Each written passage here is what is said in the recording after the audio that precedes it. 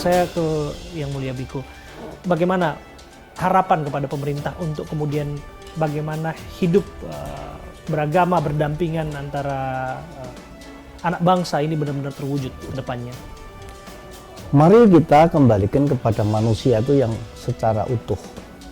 Karena sekarang ini banyak manusia yang tidak utuh. Ya, manusia yang utuh itu indikatornya 3. Raga, pikir, jiwa. Jadi kalau manusia itu tidak utuh, raga, pikir, jiwanya ini tidak semuanya berdiri tegak dan berlagak. Raga makanannya nasi, pikir makanannya buku, isinya ilmu. Tapi jiwa makanannya rasa. Banyak orang hanya sibuk mencari makanan untuk raga. Lalu orang juga berlomba-lomba mencari ilmu biar kelihatan pinter. Tapi jiwanya jarang diberikan nutrisi yang bergizi. Maka banyak orang yang akhirnya jiwanya tetap lapar. Sedangkan jiwa makanannya rasa. Kalau orang di lapangan kan olahraga. Kalau di dapur itu kan olah-olah. Nah, kemudian orang-orang yang sempurna, orang yang utuh tadi, dia punya sesi, punya waktu namanya olah rasa.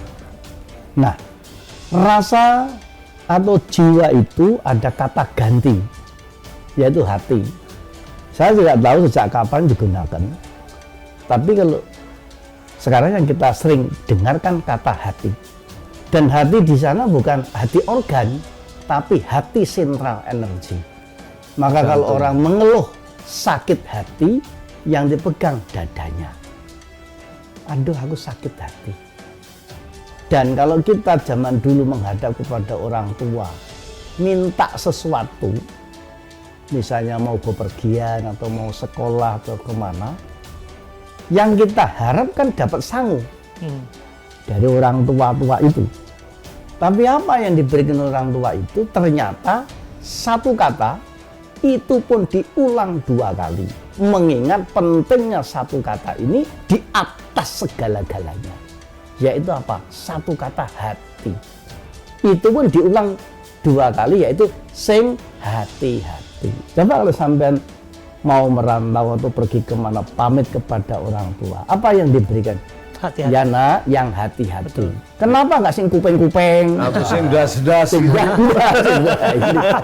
Kok sing hati-hati? Nah, karena itulah kalau tadi bertanya bagaimana bangsa dan negara ini, satu peradaban yang mapan itu indikatornya juga 3. Kalau bisa menempatkan harga hidup di atas harga diri. Harga diri di atas harga materi. Tapi yang terjadi balik, menempatkan harga materi di atas harga hidup, menempatkan materi di atas harga diri, lalu harga diri di atas harga hidup. Kalau harga hidup ditempatkan paling bawah, artinya harganya murah dan mudah terjadi pembunuhan di mana-mana. Bangsa yang mapan itu adalah kalau bisa menempatkan harga hidup di atas harga diri, menambah harga diri di atas harga materi. Karena itu dunia akan selamat oleh orang-orang yang malu berbuat jahat, takut akan akibatnya. Sekarang orang-orang bisa menjadi aman dan selamat bukan dengan pagar kawat berduri, tetapi dengan pagar hati orang yang bisa takut dengan dirinya sendiri. Kalau ini dibangun, dan ini mungkin ongkosnya tidak mahal sampai berbanyak-banyak angka itu kok. Itu hanya kemauan dan di-sharing, disentuh rasanya.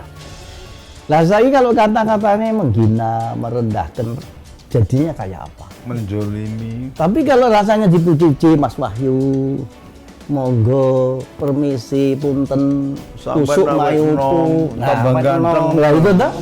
Itu kan penak toh ya. Nah ya itu kan artinya begitu. Nah itu apa? Itu kan nutrisi buat rasa, nutrisi buat jiwa. Itulah kira-kira. Dan ini dibutuhkan saat ini. Kalau kita bilang Indonesia ini kekurangan atau Indonesia dianggap tidak maju, saya tidak setuju. justru Indonesia sekarang ini posisinya sangat maju. Kalau dibanding dengan zaman saya masih kecil. Di desa-desa itu rumah masih gubuk, ya udah, sepedanya ontel, saya sekolah bidang ontel. Sekarang di desa-desa tidak ada rumah gubuk, tidak ada sepeda ontel. Setiap rumah punya mobil, minimal motor, dan lebih dari satu. Wah, coba, apa masih kurang kayak gitu? Jalan tol kemana-mana, coba. Kurang apa? Itu disyukuri. Dan itulah kalau kita rasakan, kita kunyah-kunyah, tidak hanya ditelan mentah-mentah. Om Wai, tadi sudah disinggung oleh Gus Nuril, betapa kemudian Gus Dur itu apa adanya, dan memang beliau sungguh menginspirasi kita. Bukan hanya dari lisannya, kalaupun ia suka bercanda, ia tidak pernah merendahkan orang lain. Itu satu. Terus yang kedua, kesederhanaannya. Bukan hanya kali ini kita dengar tadi Gus Nuril sampai tersentuh, saya pun tadi tersentuh dan hampir menangis. Seorang Presiden keempat Republik Indonesia, ia juga pernah meminjam ataupun meminta tepatnya uang 5 juta rupiah kepada putrinya untuk kemudian sebagai bekal ia bepergian pada saat itu, menunjukkan betapa sederhananya sosok Gus Dur. Nah, dalam konteks ini, konteks pemerintahan baru yang mungkin ini menjadi hal yang penting untuk rema ke depan, untuk dijalankan ke depan, masukan bagi pemerintahan baru. Apa yang ingin Anda sampaikan?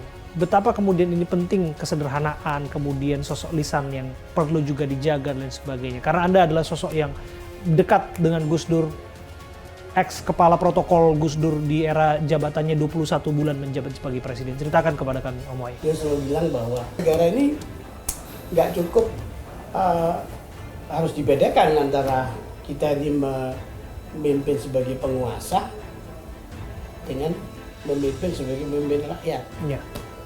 Jadi yang menjadi krisis itu adalah manakala negara itu yang muncul sisi penguasanya, bukan pemimpinnya.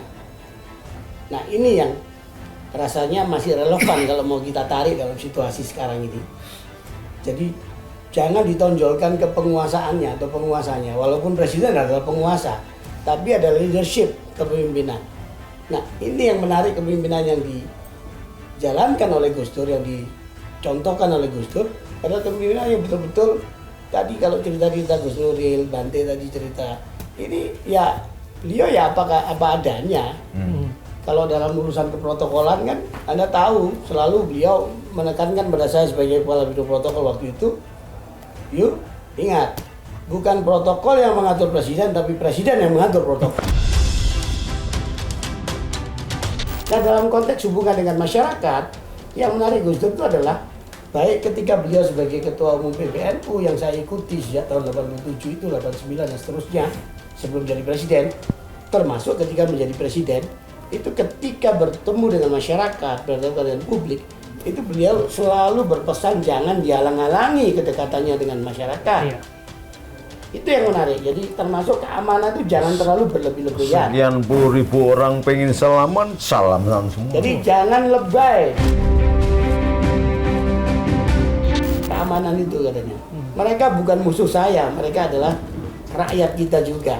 Ada satu kejadian ketika Gus Dur mau ke Papua untuk merayakan akhir tahun, ya di sana, itu ketika mau berangkat kan transit di Makassar. Waktu itu oleh Panglima TNI dan Pas Pampres, Sesmil, segala macam segaris militer itu menyarankan tidak usah berangkat ke Papua. Gara-gara? Kenapa? Karena di sana udah banyak orang yang bawa tombak, bawa senjata panah segala macam yang ini membahayakan keselamatan presiden. Apa jawab Gus Dur waktu itu? Ini banyak orang yang belum tahu ya dia. Eksklusif di sini saya bilang. Silakan, Om Wai. Saya harus tetap berangkat dan saya perintahkan jangan ada satu butir peluru pun yang dilesatkan, yang ditembakkan, ya karena mereka adalah rakyat kita. Wah, panik waktu itu, gimana caranya? Saya ingat saya mendampingi pakai Hercules waktu itu. Waktu itu kepala suku Senarnya TSLW. Ya, Teis dan kawan-kawan ada di situ.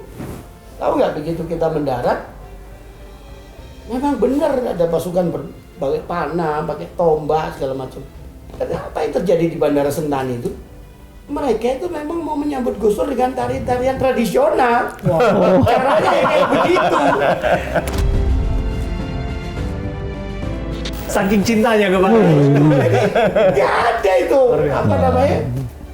Ya wajar lah kalau pendekatan keamanan memang kan Pasti, untuk ini menjaga kan nomor menjaga satu presiden daripada jangan sampai krisis. ada risiko. Dia nggak mau ambil risiko. Iya. Saya tidak salahkan itu. Cuman yang menarik adalah keberanian Gus Dur Iya. untuk memutuskan I have to go. Oke. Berangkat apapun risikonya, mereka tidak akan membunuh saya. Mereka adalah rakyat kita dan jangan sampai mereka Oke. dibunuh.